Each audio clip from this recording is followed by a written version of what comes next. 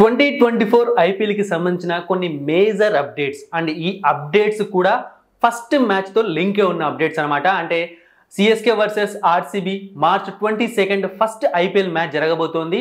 So ఆ మ్యాచ్కి కొంతమంది ఇంపార్టెంట్ ప్లేయర్స్ సిఎస్కేకి సంబంధించిన ప్లేయర్స్ ఆడలేకపోతున్నారు, అంటే మిస్ అయ్యే ఛాన్స్ ఉంది. దాంతో పాటుగా ముంబై ఇండియన్స్ సూర్యకుమార్ యాదవ్ కూడా కొన్ని మ్యాచ్లు మిస్ అయ్యే ఛాన్స్ ఉంది.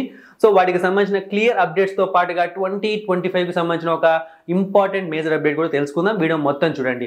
అయితే వెంటనే వెళ్ళి తెలుగు బస్ టెలిగ్రామ్ ఛానల్లో జాయిన్ అవ్వండి. డిస్క్రిప్షన్ బాక్స్లో లింక్ ఉంది. ఎందుకు జాయిన్ అవ్వాలి అంటే ఐపీఎల్ టైంలో ఒక గివ్ అవేని స్టార్ట్ చేయబోతున్నాము. ఖచ్చితంగా మీరు అందరూ గెలిచే అవకాశం ఉంటుంది. దాంతో పాటుగా మీకు మ్యాచ్ ప్రిడిక్షన్స్ అండ్ ఐపీఎల్ జరిగే వరకు, ఐపీఎల్ జరిగేటప్పుడు so breaking news every single update మీకు అందుతూనే ఉంటుంది టెలిగ్రామ్ ఛానల్లో ఉన్నారు అంటే.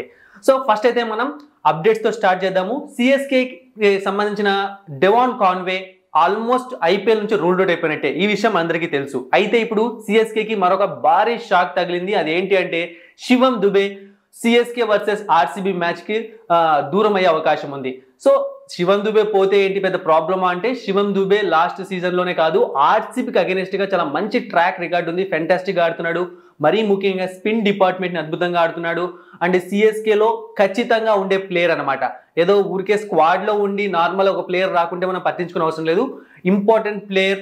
ఆర్సీబీతో జరగబోయే ఫస్ట్ మ్యాచ్ మిస్ అయ్యే ఛాన్స్ క్లియర్గా కనిపిస్తోంది. ఇక నెక్స్ట్ సిఎస్కేకు సంబంధించిన మరో ఇంపార్టెంట్ ప్లేయర్ మనీషా పత్రానా అనమాట. సో లాస్ట్ ఇయర్ ఎలాంటి బౌలింగ్ చేసినా మనం చూసాము. ఖచ్చితంగా ప్లేయింగ్ 11లో ఉండే ప్లేయర్ ఇతను కూడా.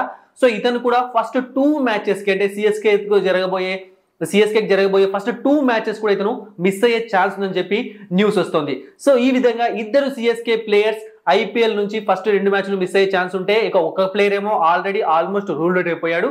సో మరి సిఎస్కేకి ఇది ఎలాంటి ప్రాబ్లమ్స్ క్రియేట్ చేస్తుందో తెలియాలంటే మనం టోర్నమెంట్ స్టార్ట్ అయ్యాక తెలుస్తుంది. ఇక నెక్స్ట్ సూర్యకుమార్ యాదవ్. సో మీ అందరికీ తెలుసు ఒక ఇంజురీ కోసం అతను జర్మనీకి వెళ్ళాడు అనమాట, రిహాబిలిటేషన్ కోసం. ఇప్పుడు వచ్చేసాడు. బట్ ముంబై ఇండియన్స్ ఆడబోయే ఫస్ట్ 2 మ్యాచ్లకి కూడా సూర్యకుమార్ యాదవ్ అవైలబుల్లో ఉండే ఛాన్స్ లేదు. అంటే 100% డ్యామ్ షూర్గా అతను రూల్డ్ అవుట్ అయిపోయాడు. సో ఇవి. అండ్ కేకేఆర్కి సంబంధించిన ప్లేయర్ జేసన్ రాయ్. మీకు తెలుసు మనం ప్లేయింగ్ 11లో కూడా జేసన్ రాయ్ని ఇంక్లూడ్ చేసాము మనం వీడియోస్ చేసుకున్నప్పుడు.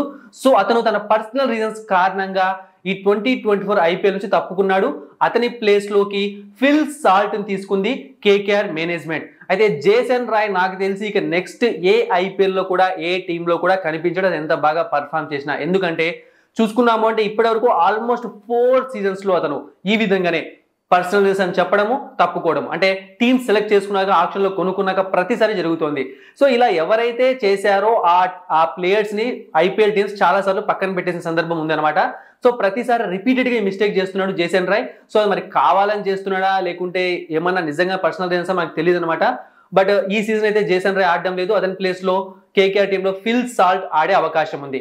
సో ఇవి అనమాట 2024 ఐపీఎల్ అప్డేట్స్ ఇంపార్టెంట్వి. ఇవి కాకుండా ఇంకా ఉంటే నేను తర్వాత వీడియోస్ చేస్తాను. ఇక 2025 ఐపీఎల్ విషయానికి వచ్చాము అంటే, so Arun Dhumal IPL chairman confirm చేశాడు 2025 ఐపీఎల్కి మెగా ఆక్షన్ ఉండబోతోంది. అండ్ ఇది ఇలాంటి మెగా ఆక్షన్ కాదు.